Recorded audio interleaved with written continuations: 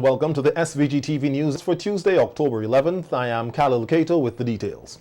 Showers and isolated thunderstorm activity are likely to continue tonight across St. Vincent and the Grenadines as a tropical wave continues to affect the islands.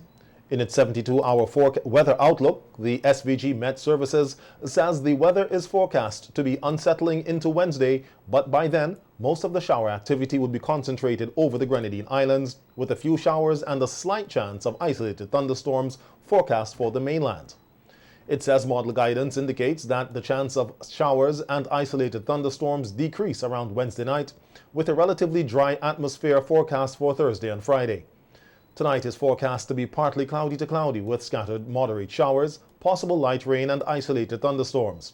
Residents and motorists in areas prone to flooding and landslides or near rivers and streams are asked to remain on the alert. Wednesday is forecast to be cloudy and hazy with scattered moderate showers, possible light rain and isolated thunderstorms mainly over the Grenadines. Elsewhere, cloudy with a few showers and a slight chance of isolated thunderstorms. Thursday, partly cloudy with a chance of a few scattered showers as the ridge of high pressure builds, and Friday, fair to occasionally cloudy with a few scattered showers. The Met Services says winds will blow generally from the east-northeast to east at 20 to 30 kilometers per hour. Seas are forecast to be slight to moderate in open waters with swells peaking at 1 meter on the western coasts and 2 meters on the eastern coasts. In addition, haze intrusion is forecast for Wednesday, thinning out from Thursday. A vegetable damage assessment survey carried out in Region 2 during the first week of October found, among other things, that the impact of excessive rainfall in September on farmers' vegetable cultivation led to increased incidence of pests and diseases, which resulted in 80 to 100% losses of carrots, cucumbers, and watermelons along with peanuts, and 50 to 70% losses of tomatoes, cabbages, and sweet peppers. In a news release today, the Ministry of Agriculture says if the rainfall does not reduce significantly for October, then supply will decrease over the coming months, and consequently, demand will increase and prices will go up. Predicting a shortage of carrots, cucumbers, watermelons, pumpkins, sweet peppers, tomatoes, and peanuts from Region 2, the ministry says that this will have an impact on the national supply, and in an effort to stabilize prices, imports will increase to meet local demand, and affected farmers will also require financial support to get back into production. According to the survey findings, the monetary losses reported for farmers in Region 2 range between $1,000 and $10,000. Based on a damage assessment report, it has been found that most of the issues experienced during the rainy seasons are because of poor construction, and engineer at the Physical Planning Unit, Desmond Pompey, is urging Vincentians to consult with the department before they embark on any construction. Pompey was at the time speaking on NBC Radio's face-to-face program on the topic Building Codes for Construction of Buildings, Roofs, Back Walls, and Drainage. Consult with the Physical Planning Unit when they are carrying out their development. One of the roles of the Physical Planning Unit is to carry out inspection during construction. The implementation of the building code and the planning regulations to date, we have seen improvement in terms of the type of designs, the quality of the designs. However, for quality control in the field, we need to boost that inspection. Right. One of the things with that is it is required by the public to inform us when they are carrying out this construction, and to give us notice of the various stages of inspection. And that is something that we don't receive. Oftentimes, when we come up upon a development, is when it is well advanced. And we would like to improve on that. So we are asking the public to cooperate with the Physical Planning Department in that aspect. Pompey said it is important to take several key factors into consideration when building a house or a back wall, noting that the main reason for poor construction is oftentimes based on the amount of concrete used. Particulars: roof, drains, and retaining walls. Roof construction is well covered within the building regulations. Like I've said, the designs are okay. The construction stage needs quality control. Primarily, you need to anchor the roof rafters properly inside of the ring beam. First and foremost, you need to have a proper ring beam, and you have to ensure that that ring beam is connected to the wall, and of course the wall is connected down to the foundation. And that is putting in the proper reinforcement. And one of the things that I notice that builders are doing is that they will put in these starter bars for the walls, but they don't continue that all the way to the ring beam. They use it basically to line out the location of the wall. Right. And they don't continue that to the ring beam. So when you get to the ring beam level, there's no reinforcement coming through. And in some cases, even when they use the reinforcement as the starter bars, and most people know what the starter bars are coming up for the walls, they will not put concrete in the blocks. So it is kind of useless to have the reinforcement and not have concrete surrounding it. Commending Alston Beckett Cyrus on his latest achievement of attaining an honorary doctorate degree from the University of the West Indies, President of the National Calypsonians Association, Earl Cabba Bennett, describes him as one of the best artists in St. Vincent and the Grenadines. Cyrus was conferred with an honorary doctorate for his work as a soca artist and composer at the graduation ceremony at the Five Islands campus in Antigua and Barbuda on Saturday. Speaking at the Welcome Home event yesterday at the Argyle International Airport, Bennett said the award is timely as SVG celebrates its 43rd anniversary of independence. Mr. Beckett anymore now. Dr. Beckett.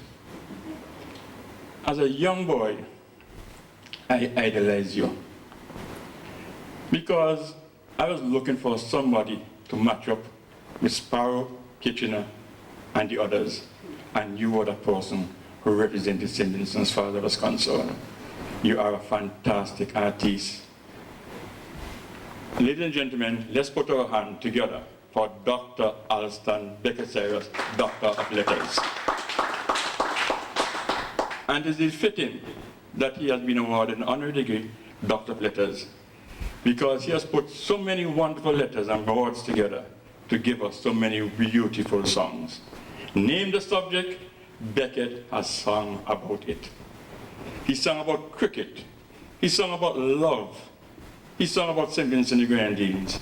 And this is one of the reasons I am clad in this outfit, because I believe he represents St. Vincent and the Grenadines proudly. And this being our Independence Month, it is indeed fitting that you are conferred by the University of West Indies with that degree. Dr. Beckett, I salute you. I applaud you. Speaking on Beckett's contribution to music in SVG, Minister of the Public Service, Consumer Affairs and Sports, Frederick Stevenson, said Vincentians are proud of his accomplishments. Dr. Alston Beckett Cyrus, after receiving your honorary Doctor of Letters from the University of the West Indies, the Five Islands campus in Antigua, Barbuda last Saturday, it is indeed an honor to see this morning in one of the newspapers of Antigua, to see you along with the Prime Minister of Antigua, the Vice Chair of the University of the West Indies, and other distinguished personnel. And to see you standing there, I felt very proud as a Vincentian, and I'm sure that all Vincentians are very proud of your achievements. 47 years I was told that you have been in this business, and as the University of the West Indies said quite rightly, that you are part of 500 honorary degrees that they have been given since 1985. We need to put our hands together for you. As SVG observes Breast Cancer Awareness Month, Vincentians, especially women, are being encouraged to get a breast examination done at least once a month. This encouragement comes from General Surgeon at the Milton Cato Memorial Hospital, Dr. Erica Jordan, during SVG TV's Viewpoints program on Sunday. Dr. Jordan said that doing a monthly examination will help persons detect cancer or any other abnormalities early, adding that early detection is the only weapon that one has against breast cancer. Once a month, preferably directly after your period, each female should be carrying out their personal self-breast examination. So what do you do in the process of getting to know your breasts? You stand in the mirror and you look at them. Straight from naked from the waist up, you look at yourself in the mirror. You raise your hands above your head. You put your hands on your waistline and you look for the symmetry in your breasts. No, your breasts are sisters, not twins. They're not going to be identical. One of them may be slightly larger than the next, one may look slightly different from the next, but when you get to know your body, you know what is normal for you. And then you examine yourself. You examine yourself standing and you examine yourself lying. Now, standing is easier to do it in the shower because your skin is moist. You can use a soap for lubrication that allows you to slide your hands easier against your body. And you start from the collarbone, coming towards your breastbone, just below the inframammary fold, and you actually feel inframammary, that nice line that's at the bottom of the breast, where then it becomes pendulous. That is where we stop at the bottom. Noting that breast cancer is the leading cause of death in females worldwide, Dr. Jordan used the opportunity to speak on the misconceptions of breast cancer, as she says not every lump in the breast is cancerous. As long as you have a breast lump, you have cancer. There are different types of lumps. There are benign lumps, which are actually the more common lumps, and those lumps increase in size over time, but they don't spread to other parts of your body. But as with cancer, cancer increases in size and spreads to other parts of your body, and herein lies the importance of differentiating between the two. Now, with breast cancer, it is important to know your history.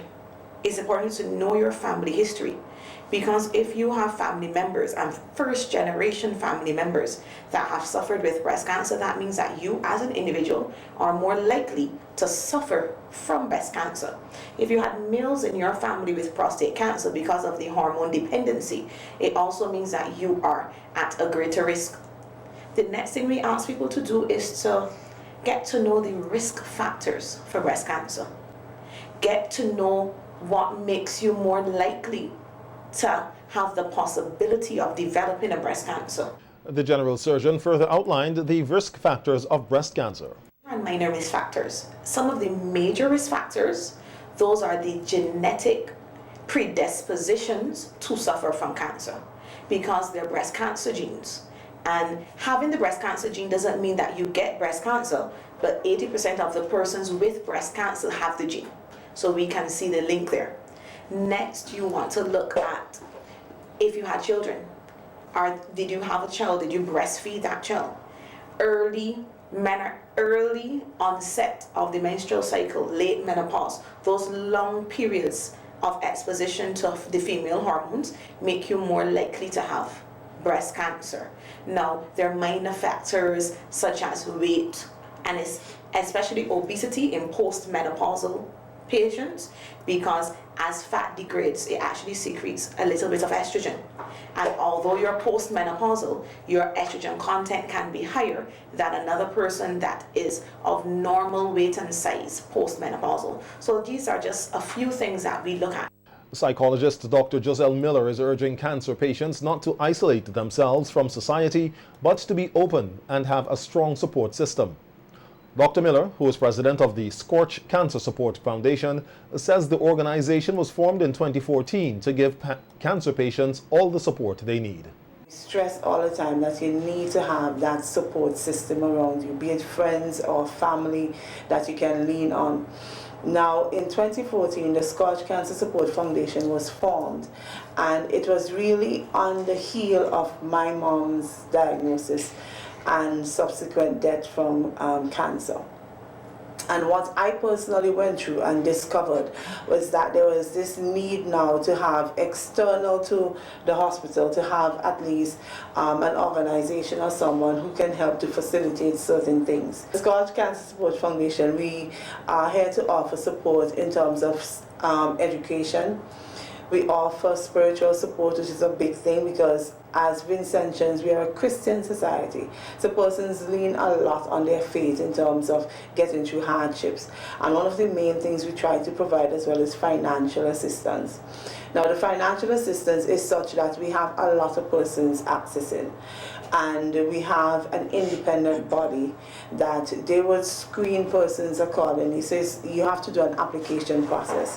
No one is ever really denied, but because we have so many persons that we want to help, you know now that the amount that is given to one person, we have to try to share it along. Ward manager of the oncology department at the Milton Cato Memorial Hospital, Sandrina Hamilton, says that the staff in that department often tries their best not to bring negative energy to the patients. We don't give that negative energy. We give positive energy. Sometimes we are as witty as we can be with the patients, right? We come down to the patient's level. We let them feel that they are not alone. There's hope beyond your diagnosis. There's life beyond your diagnosis. We involve the family, we involve the relatives. On the oncology department, we do not just give nursing care. The department functions in a holistic manner. Nice. Right? We have the psychology department, which Dr. Miller would have mentioned before. We have the patient speak to the pharmacist. That explains all the pharmaceutical association with their diagnosis, the side effects of the chemotherapy, whatever drug that was selected by the doctor for their specific protocol. The pharmacist answer all the questions related to the chemotherapy. We also include a dietitian, which gives the patient the dietary counseling that they need to know what food is necessary for their diagnosis, what is necessary for them to keep up their immune system and rebuild their blood levels. We also refer them to the social worker department if they're having financial issues or living issues or personal issues at home. That's where the social worker comes in. So we have a holistic team approach. We also give spiritual support. Wow. The police here are investigating the circumstances surrounding a report of a shooting incident that occurred on Monday night in Old Montrose, which left a 20-year-old resident, Zenda Badnock, warded at the Milton Cato Memorial Hospital with a gunshot wound to his left thigh. Reports are that the victim was on the block in Old Montrose when a masked man dressed in full camouflage approached and opened fire on him before fleeing the scene. Badnock reportedly ran to the Milton Cato Memorial Hospital to seek medical attention and is currently in stable condition. Anyone with information that can assist the police with the investigation is asked to contact the Assistant Commissioner of Police in charge of crimes at 457-1211 or the officer in charge of the Criminal Investigations Department or Major Crimes Unit at 456-1810 or any police station or police officer you're comfortable speaking with. All information will be dealt with confidentially. Investigations are ongoing.